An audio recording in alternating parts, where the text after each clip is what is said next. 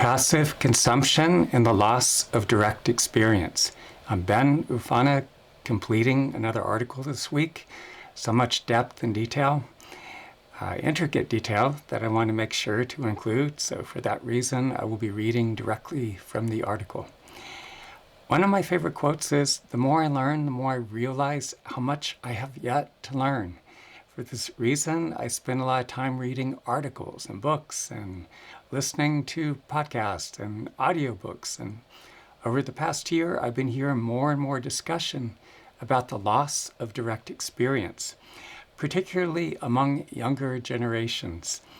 The vast majority of us are becoming less engaged with other people and the world around us. We're not only missing out, it's also stunting our growth. As individuals, much of our development occurs through the friction we encounter in our lived experience. That can mean facing adversity, hardships, rejection, awkward conversations, and taking risks socially and in other areas of our lives. Now, so much of that has been replaced by scrolling, gaming, porn, and other forms of passive entertainment, along with the near instant gratification of being able to order whatever you want and have it delivered or hook up with the swipe. We're consuming instead of engaging, observing instead of participating, yet we're not doing as much feeling or processing. And that's preventing us from developing the capacity to engage at a deeper level.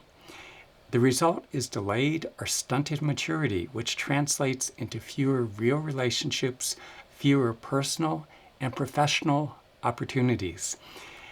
Since cultivating embodied presence is such a big part of my own process and what I teach through my work, it isn't anything new to me.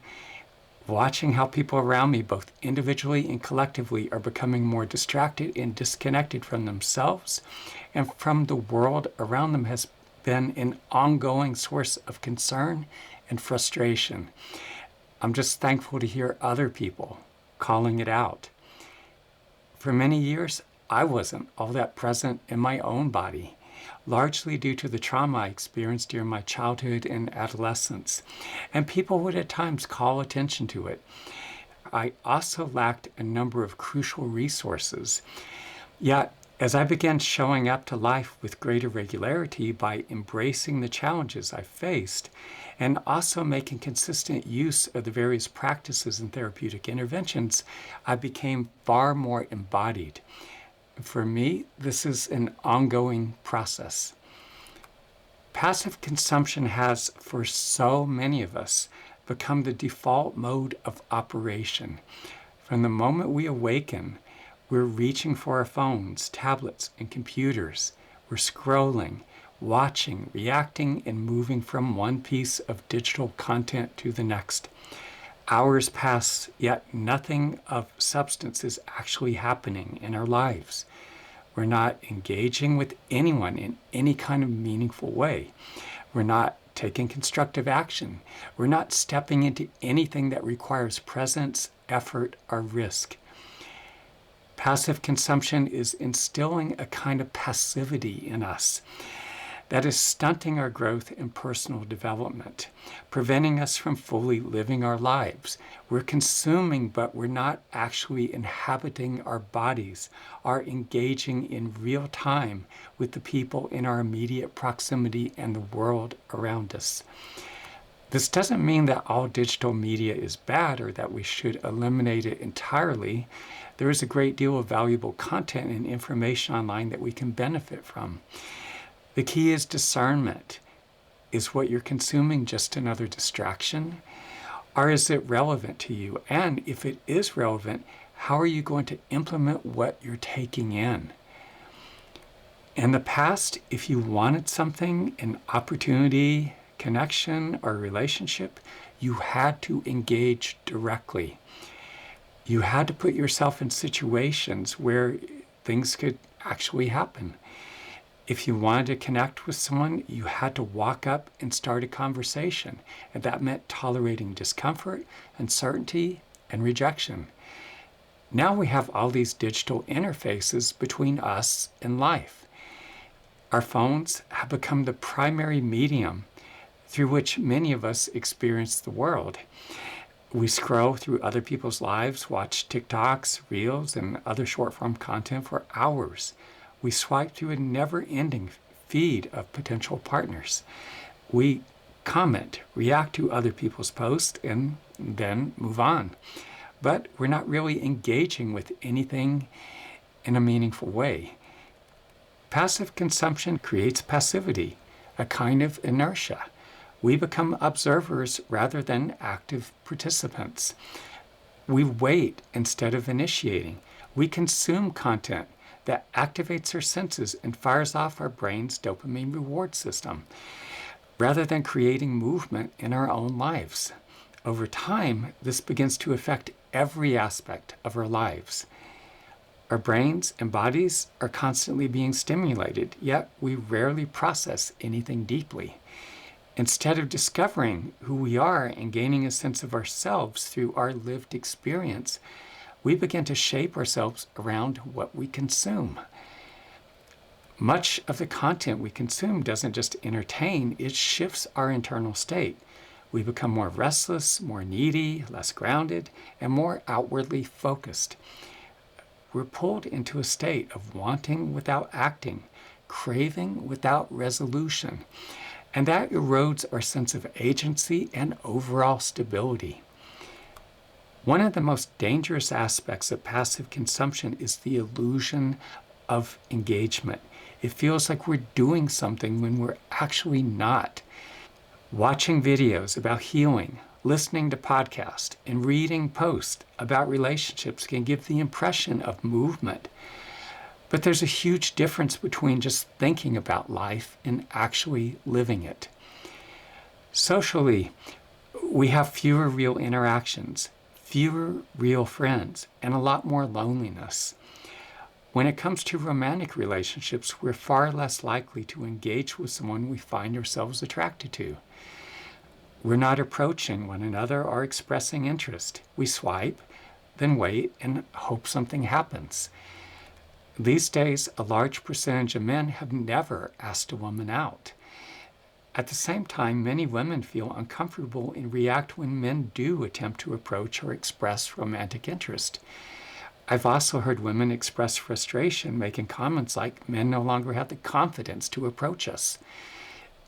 What's often missed is that this is a dynamic that has developed over time, shaped by both men and women and by the broader cultural environment we're all part of. So many of us are lonely and in need of companionship, yet in this way, we're not very engaging or responsive, and as a result, many struggle to find love and many simply don't. Having trained for years with a traditional Native American doctor from the Kiowa tribe and having gone through so many vision quests, one of the things I have working for me is that I work as a conduit as indigenous healers have done for thousands of years, allowing a very powerful presence to work through me to facilitate healing within people's bodies and minds. In years past, when it was far more common for people to have circles of friends and extended networks, I occasionally offered classes and workshops, and those in attendance didn't fully comprehend what they were experiencing, yet many described the healing taking place in their bodies and minds, and how they were able to process their lived experiences and emotional responses. As a result, many chose to work with me individually. For thousands of years, people showed up in person to work with teachers and healers in spiritual traditions found in places like China and India and among various indigenous peoples. There was a direct transmission that could only be received through that kind of presence. As digital technology has continued to advance, it has become so much harder to get people to show up to live events, such as the classes and workshops I've offered over the years. More people are turning to online events, yet they're not receiving the same nourishment or experiencing the same kind of powerful transformation. The fact is, we can spend a great deal of time consuming content in the form of blog posts, reels, TikToks, and YouTube videos about healing, relationships, and growth, and still remain largely unchanged. Even when people do show up to the classes and workshops, I found that the level of self-awareness is often lower than it used to be.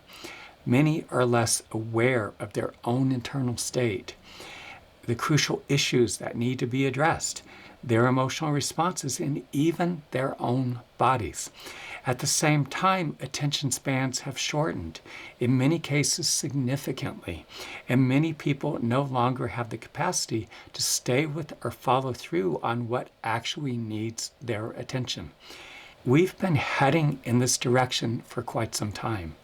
Yet things took a significant turn for the worse during COVID lockdowns when people were holed up for months on end, and even for a few years afterwards when people were far less likely to get out and engage with one another. Individually and collectively, so many of us have fallen into this pattern of dependency on our devices and feeds, spending inordinate amounts of time scrolling, posting, responding, and consuming short-form content. Yet, we're not interacting face-to-face anywhere near as much as we used to. And as a result, we're much lonelier. The lockdowns are not solely responsible for our growing dependency on our devices and digital media, or the passivity that comes with it, but they definitely accelerated the process. We were more isolated, more confined, pushed further into digital spaces. Unfortunately, many never fully came back out. There's a deeper cost to this. For many of us, the habits we developed, not only during the lockdowns, but over the course of many years of digital media consumption, have become more entrenched. Our dependency has deepened. Many of us are losing much of our capacity to engage directly with other people and the world around us, to feel deeply and process our emotions, to tolerate discomfort, and to take risks in real life. In many instances, these capacities never fully developed to begin with. Without these crucial elements, we don't develop. We remain stuck. Passive consumption isn't just about how we spend our time, it's also shaping who we are becoming. If we continue down this path, we don't just become distracted, we become passive observers in our own lives. Every time we go on our devices and feeds, it's eating time. Those 10, 15, or 20-minute intervals throughout the day add up. Yet many of us are spending an hour or more, or even considerable chunks of our days and nights, tethered to our devices and scrolling through our feeds. That's time we're not accomplishing much, if anything. After spending time online consuming digital content, we're often left feeling scattered, fragmented, saturated, and depleted, yet at the same time, stimulated. There's a kind of craving that arises, a hunger for something more, something real, yet it's not something that can be satisfied through more media consumption. The path forward is not about eliminating digital media altogether. It's about how we relate to it. It's about becoming more intentional with how we use our time and where we place our attention. We have to begin shifting from passive consumption to active engagement. That means spending less time scrolling and more time showing up to our lives. It means putting ourselves in situations where something real can actually happen. Even if it feels uncomfortable, even if there's uncertainty, even if there's a risk of rejection. It also means learning how to work with our internal experience. Not just distracting ourselves from what we feel, but actually slowing down, becoming present, and allow ourselves to feel and process what's there. This is where real change happens. We have to become more discerning. Not all content is a distraction, and there is a lot of valuable information that can support our growth. But we need to ask ourselves, is this actually relevant to me? And if it is, Am I going to do something with it? Or am I just consuming it and moving on? Real growth requires friction. It requires showing up. It requires engaging with life directly. It requires being willing to have the conversations, take the risks, and step into situations that challenge us. This is also where working with someone who can help you navigate your internal landscape can make a significant difference. It's one thing to understand these patterns intellectually. It's another to actually work through them in your body and your lived experience. This is the kind of work I do. Working as a conduit, as Indigenous healers have done for thousands of years, I allow an extraordinarily powerful presence to work through me during the individual sessions, pulling you into your body, igniting your passions, and building a much stronger and more resilient foundation that enables you to show up more fully present in all aspects of your life. This is not something that happens overnight. It's a process. There will be resistance. There will be discomfort. There will be times when you fall back into old patterns. But every time you choose to engage rather than withdraw, every time you choose to act rather than consume, you begin to shift something within yourself.